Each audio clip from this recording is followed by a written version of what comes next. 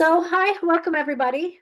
I'm Carrie Hoffman. I'm the co-director of the Region 8 Comprehensive Center, and we are here to learn how Michigan is elevating students' perspectives around educational policies and practices, while also increasing student leadership skills to work collaboratively with educators in support of inclusive schools. We are going to learn what the students and the adults on this panel have learned from their experience on the Student Advisory Council. First, I'd like to have our student panelists introduce themselves. If you would just please share your first name, the years you participated in the Student Advisory Council, and the type of school you attended, like size, demographics, urban, suburban, those kinds of things. So who wants to go first? I can start. My name is Olivia. I've been in the SAC for 4 years, and my school is in the suburbs with around 6,000 people, which means it's pretty diverse. Great, thank you. My name is Zainab. I joined SSAC in the inaugural year of 2020 and until my graduation 2021. And I come from a high school in the suburbs with around 3,000 people, mainly ADAB students. Thank you. My name is Kason. I was in Student Advisory Council for 2 years from 2021 to 2023. And I went to a suburban public high school with around 1,200 students that wasn't too diverse. Great, thank you. And now I'd like the adults on the panel to introduce themselves. Good afternoon. My name is Cheryl Bailey, and I'm an education consultant at the Michigan Department of Education, Office of Educational Supports, and I'm one of the co-facilitators of the MDE advisory team. And good afternoon. I'm Amy Colton. I'm one of the Michigan co-coordinators for the Region 8 Comprehensive Center. And the Michigan Department of Education Student Advisory Council is one of the initiatives at the State Department that we support. Great. Okay, so let's get started. How did the Michigan Department of Education Student Advisory Council get started? On June 5th, 2020, Michigan State Superintendent Dr. Michael Rice sent a memo to local school district superintendents and public school academy directors that reflected on the brutal murder of George Floyd and other African-American men. In the memo, he asked local school administrators to connect him with students who could bring their individual and collective experiences and wisdom to explore ways to eradicate racism. Dr. Rice asked that the students who were nominated be reflective of the diversity in our state, including diversity of geography, ethnicity, culture, disability, and native language, among other characteristics. The students who were nominated became the first Michigan Department of Education Student Advisory Council, or we refer to it as the SAC. Great, thank you. So for the students on the panel, what motivated you to join the SAC? I can start. I was motivated to join the SAC after things in Michigan schools caught my attention. I've been in public school in Michigan from kindergarten all the way through 12th grade, and things at my school kind of caught my eye. And the SAC is a direct pipeline to where change happens in the Department of Education, and I really wanted to be a part of that change firsthand. Great, thank you, Kason. Similarly, I also joined the SAC because I wanted to find an avenue for institutional change, specifically because I was part of the inaugural year. I joined following the tragic murder of George Floyd, and there was an urgent need for institutional change that resulted from that moment all around the country, especially in schools. And my passion for justice and equity drove me to take that kind of action. Around the same time, I was also working with students in my school to try to implement trauma-informed school policies in our school district, because we realized that that is something that is important for students of color at an institutional level to try to have incorporated in our education. And there was a profound connection between our efforts and the SSAC's mission. And so joining the SAC was a natural step to continue. Great, thank you, Zainab. How about Olivia? I also joined the SAC because of my passion for activism. As I witnessed disparities and unjust things on the news in person and in our past, I knew that I wanted to do something to provide support and end the unjust things that people go through each day. So when my principal referred me to the SAC, I was excited to join and see if I could make a change in my community. Great, thank you. What did you learn from your participation on the Student Advisory Council? Zainab, would you start? Yeah. So because I was a member of the inaugural SAC cohort, and at the same time I was also entering to graduation, I learned the importance of having an institutional memory. Because with the kind of change in which students phase out of public education and go into whatever they may pursue in the future, having an institutional memory in which the students in the future can take over and continue this kind of work is crucial for a youth organization. And witnessing the sustainability with these other students is amazing. And even seeing the efforts after years after my graduation really made me so proud and happy with and hopeful with the ability to drive long-term change. Thank you. Olivia, how about you? What have you learned? From my participation in the SAC, I've learned many valuable leadership and teamwork skills, and I've also learned to articulate social and activist goals that I want to achieve a lot better. And I've also gotten used to speaking in front of large groups because I have talked in front of the Michigan Department of Education board, and I've been facilitator for a lot of our meetings. And also my work on the SAC has taught me the value of teamwork. And I've learned from so many different perspectives and backgrounds that open up my minds to different ideologies. And I've learned that with a team, getting big goals achieved is much easier and more comprehensive. The Safe Spaces document that we have been working on took me from my 7th grade to 10th grade year.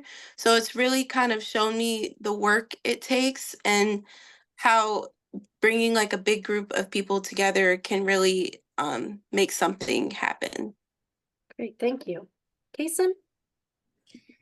I learned about the experiences of students in Michigan schools, some that were similar to mine and some that were different. Hearing these other perspectives really helped me learn how to listen to others, collaborate, and feel comfortable sharing my thoughts. And it was, I think, this like exchange of perspectives and experiences and ideas really impacted like how I see my community, my school community. And I think it made me a more effective member of the Student Advisory Council and on other things I participated in, other teams, other organizations. Thank you. So now I'd like you each to share one highlight of your participation on the SAC. One highlight that I remember fondly is meeting incredible people across the state whom I otherwise wouldn't have the opportunity to meet. And this was especially great during COVID because we were all isolated and we didn't really have those kinds of opportunities in schools. So we were all shut down. And building connections with a diverse group of people was really inspiring and enriching. And it really reinforced the value of collaboration and our efforts to create positive change. Thank you. Kason? One highlight for me was participating in a student panel at MDE's 2023 Diversity and Literature Conference, where I got to give my viewpoint on different areas of diversity within literature in our classrooms. And another reason it was a lot of fun for me was it was the first time I got to meet a lot of the other participating students on the panel, the first time I got to meet them in person. And some of them I had been working with on Zoom for over a year. So it was really rewarding to, one, share my thoughts, and two, meet my fellow collaborators in person. Well, that's great. Olivia, what's a highlight for you? Well, one highlight of my participation in the SAC was when I presented to the Michigan Department of Education State Board about our Safe Spaces document, because I never thought I'd be able to talk to such important people and, share something I was really passionate about. But I loved sharing our hard work and answering questions for them to try to get our message out and to speak for other students across Michigan. Great. So how did your experience on the SAC impact your school or personal experience? Olivia, you want to start this one? Yeah. My experience on the SAC impacted my personal experience because I became a lot more educated about economic and racial disparities that people face every day. I already kind of knew a lot about it, but just my dialogue with a lot of people in the group kind of helped change my perspective a lot more.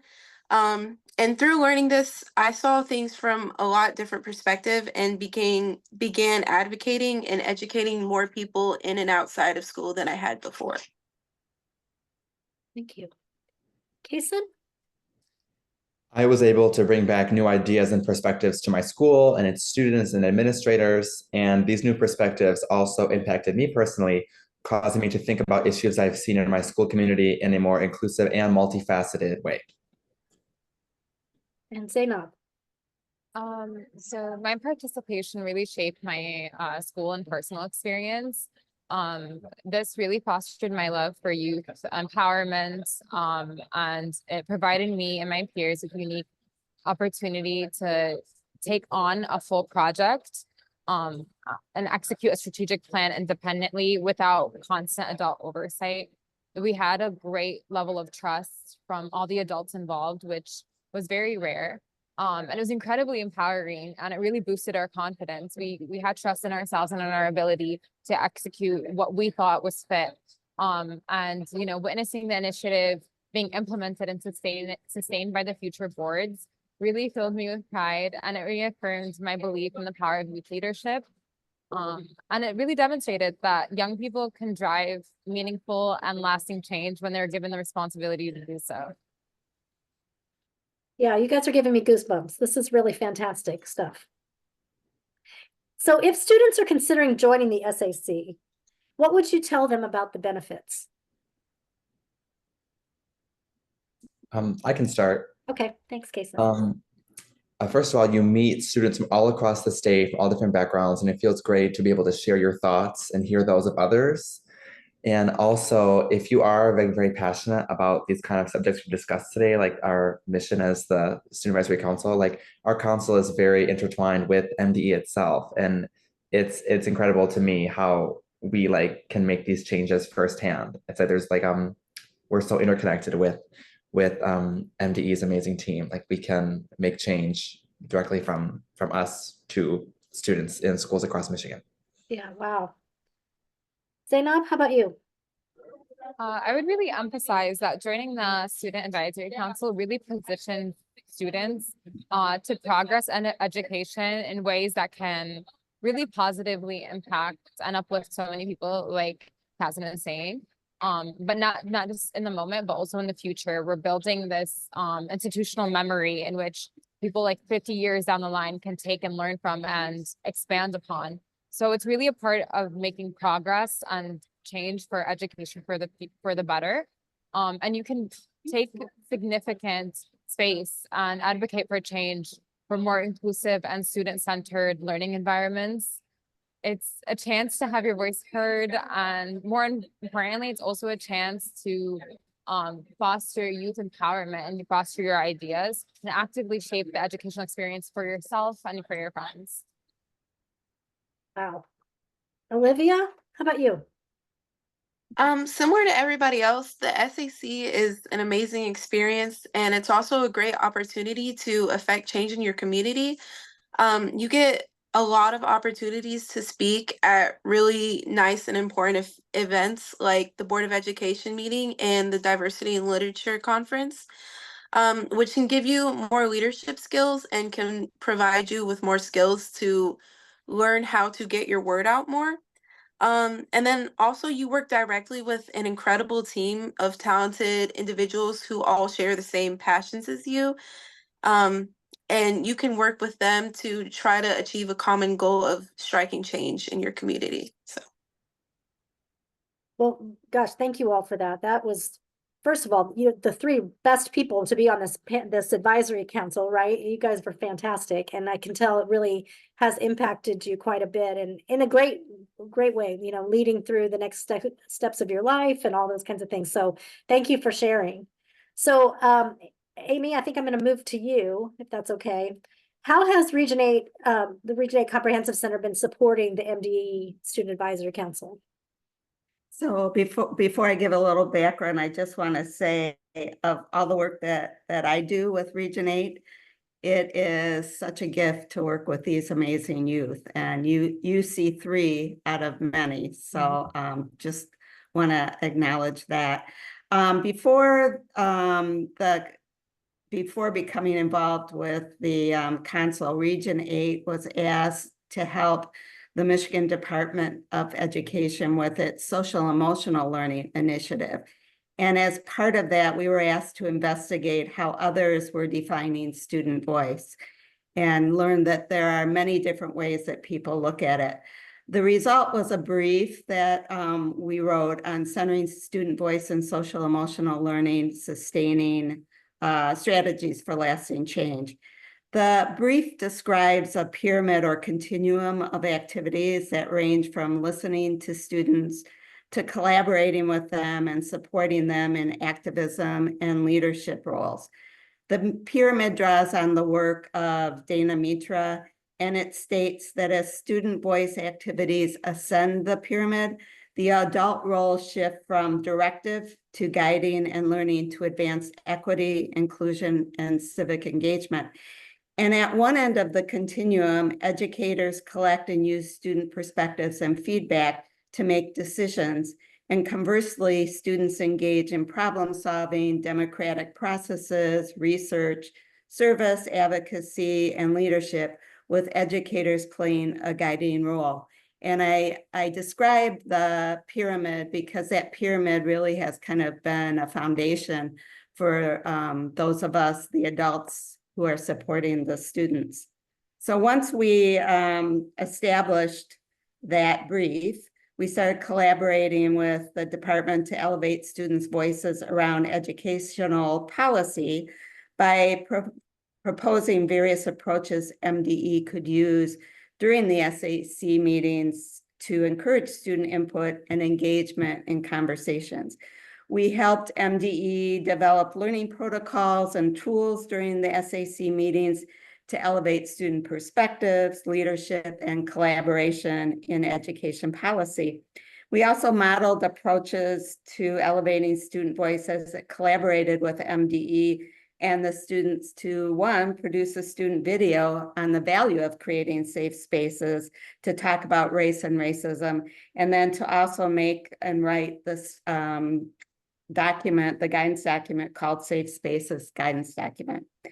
The Student Advisory Council's Safe Spaces resource is a document designed to help guide establishing, utilizing, and understanding safe spaces in middle school and high schools.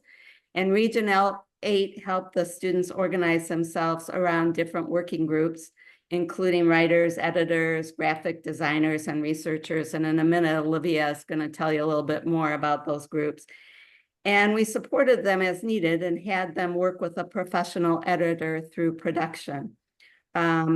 So all the writing, I will add that the writing of that document and the graphics, that was all done by the students. Most recently, we introduced students to a protocol for creating a laser talk that they could use to advocate for a safe space in their schools. And many students used it, and as a result, will be working with their faculty next year to support implementation of a safe space in their school. Next year, Region 8 will help engage students in a collaborative inquiry process so they can actually study the implementation of safe spaces. And as a result, with the feedback and the experience that they have, they'll be able to go back to the safe space resource and make any kind of revisions or add some of what they learned from that experience. That is fantastic. Really great stuff. So what roles did students play in producing the Safe Spaces document, and what did you learn from that experience? In October 2022, we divided into 4 teams to begin the rough draft of the Safe Spaces guidance document. The teams met during the school year, and each team had a student team leader who coordinated the meetings and agenda topics in order to meet deadlines. The group meetings could vary from once every few days to once every few weeks. The first team was the fact finder team, who was responsible for identifying proper information and searching for helpful resources. They focused on finding credible sources and using personal experiences from people who have knowledge on safe spaces. They carefully chose the best resources to enhance the information already in the document. The writing team brainstormed and created rough drafts. The team met as a group once a week for 1 to 2 hours and divided the work among one another. Then they met to review and confirm their work as a team.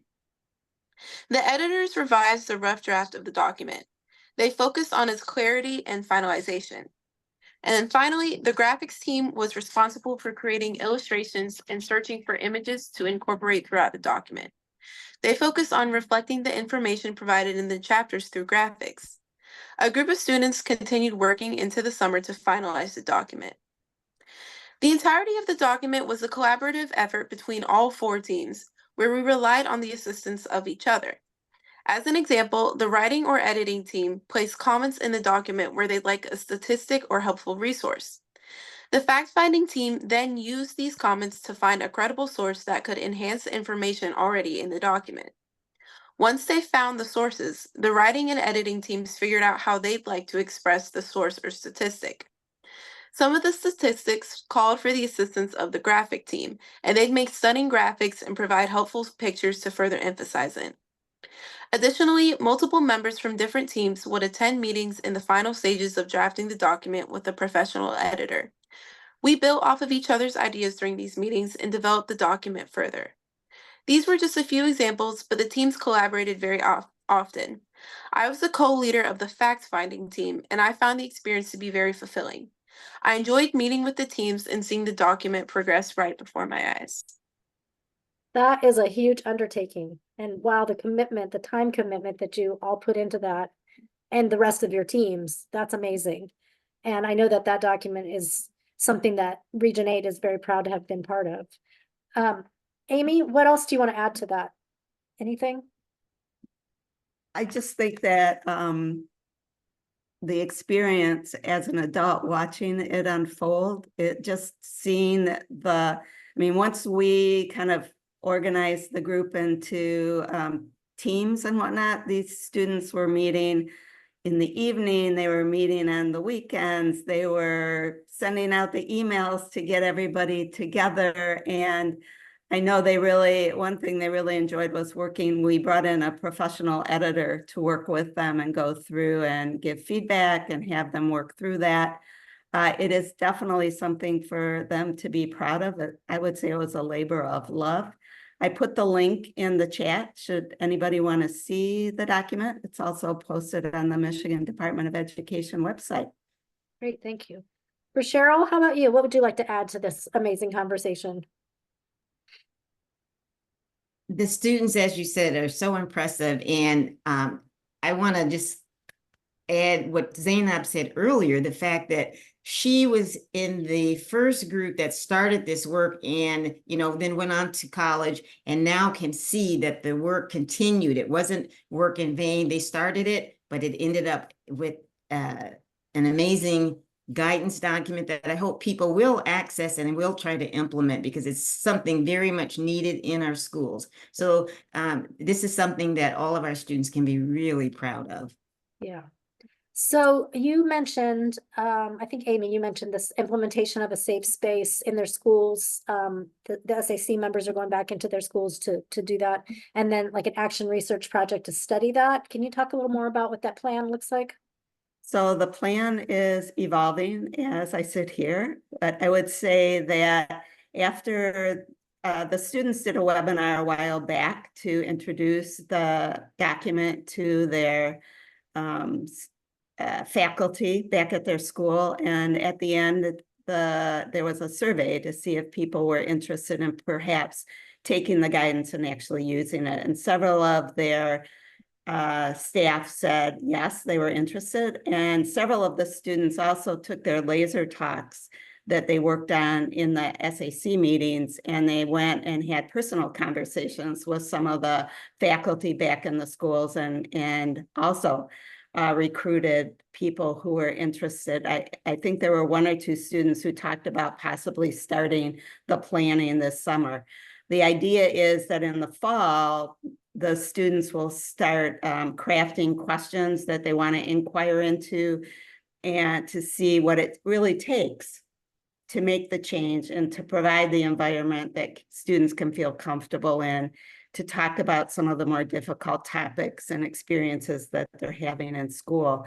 And through the course of the year, they'll gather information about that and bring it back to the Student Advisory Council. And they'll use that information then to refine the guidance document as appropriate. And perhaps, who knows, it would be really nice. We've been talking about maybe actually the students could present it at some kind of a conference or a gathering of all those who participate. That piece hasn't been decided yet, but we really think that the students have done such a wonderful job that they ought to be showcasing their work and sharing it with others and supporting others in implementing such spaces. Yeah, I really think, the experiences that you all provide for this group of students are very adult, high schoolers presenting to the state board is a big deal. And, laser talks and being able to be very articulate about, your message and, helping to publish a document like that.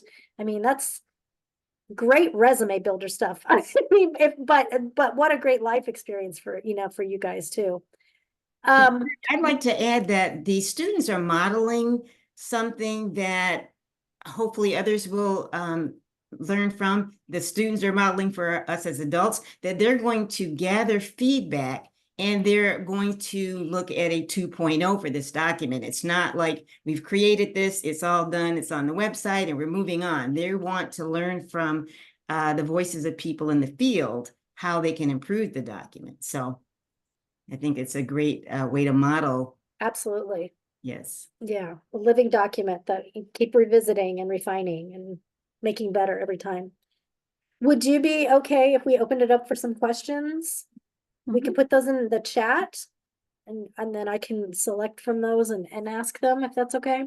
So if anybody here has some questions, throw them in the chat. Carrie, I would like to ask if the 2 students who are in college now, if they want to share how the SAC might have impacted even their first year at the university. Yeah, that's a great question. Thanks, Amy. Zainab, you want to go first? You look like you're ready to talk. Yeah, I can start. So this really fostered my love for youth leadership. Can you hear me okay? Okay, perfect. Yeah, this really fostered my love for youth leadership. And in college, I was able to participate in research in which I created a model for sort of youth leadership in the context of gun violence in Muskegon, Michigan, in collaboration with the CDC and the University of Michigan Youth Violence Prevention Center. And now after post-grad going into my master's, I'm really driven by youth research and being part of this in high school and seeing how adults and youth partnerships can exist in a way that fosters youth ideas and also under guidance in a way that isn't overbearing or isn't taking over, and specifically youth guidance that isn't tokenism. Really built that love for me. And I'm so proud to say that like this was a starting point where I can't envision my life where I'm not participating in this kind of work. That is beautiful. Thank you. Kason, how about you? Sure. For me, like being a part of the SAC, one, like in college, I've definitely felt more motivated to participate in activism related activities, just after being so involved with the SAC. And doing this kind of work like throughout high school. But I think not only has it like changed my perspective on solely those kinds of activities, but also like my relationships with others socially, things like that. Like I think my whole perspective has changed. And that's something so unique to like a student advisory council like this and the kind of work we do is it really changes your outlook on not just like certain parts of your life, but everything you see. It's like I have a whole new set of eyes or something. Like I see everything and think about things differently, which is something unique to this kind of like group and this kind of work. So that's something that I think is super special about doing these kind of things is it really changes you, not just in one way, but it's a very multifaceted change that we undergo. Makes you wish that every student had that kind of experience, doesn't it? To open your eyes to a bigger world, right?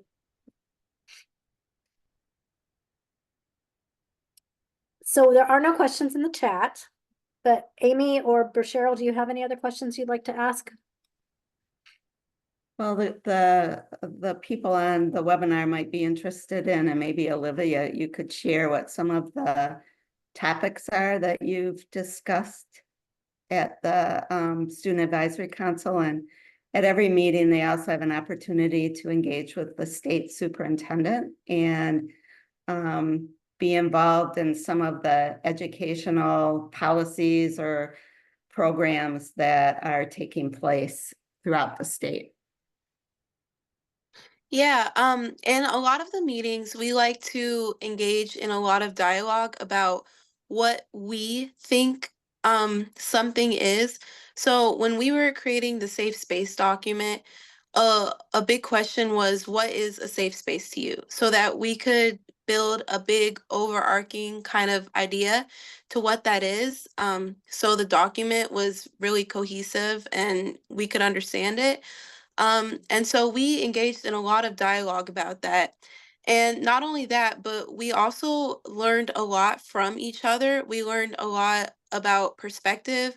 Like I come from a very diverse school, but then somebody else could come from a not so diverse school. And I would hear their background and their opinions and how they operated within their community. And that kind of helped me and other people really understand other perspectives and open up their minds a lot more. And then also when we got to ask Dr. Rice questions every meeting, it really helped kind of like Zainab was talking about, have that, student mentor or student adult relationship where we could talk freely with really important questions that we wanted and we could build like kind of a shared respect for each other. And it was really nice just to get to hear what Dr. Rice had to say about certain things like literature and even our work. We were talking about like certain things that we wanted to change, and he explained to us some things that we could do to change it and all the work that it would take for it. And it was really nice. Great, thank you.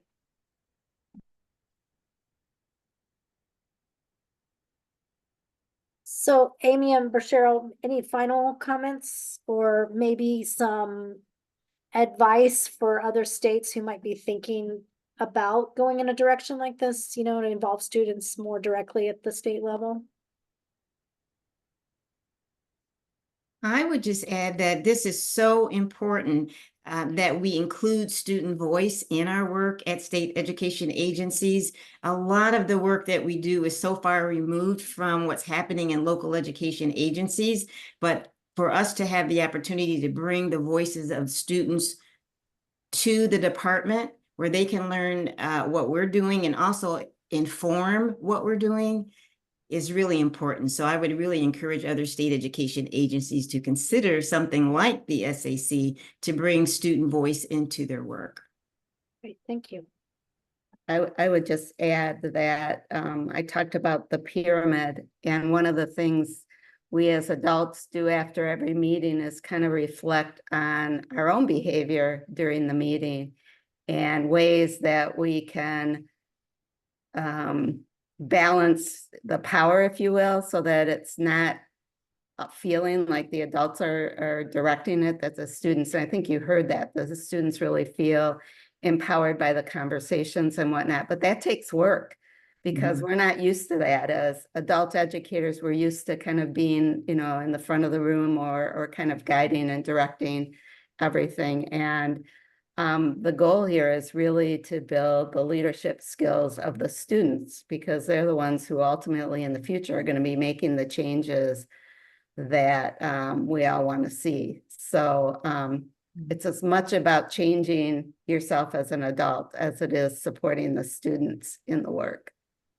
And over the time that we have worked with these students, we went from the adults facilitating the meetings to, in the last year, the students are part of the planning of the agenda and they facilitate the meetings totally. So we have definitely moved up the pyramid over the 4-year period. Yeah, that's very cool. I am excited to hear more about, you know, where this goes in the next several years. So I want to thank everybody for participating today. Our panelists, you were wonderful. I wish you the very best in your next chapters. And Amy and Cheryl, thank you so much for bringing this to our attention so that we get to highlight it. And to our attendees, thanks for joining us. And you. have a happy Monday. Thank you, everyone. Thank you. Thank you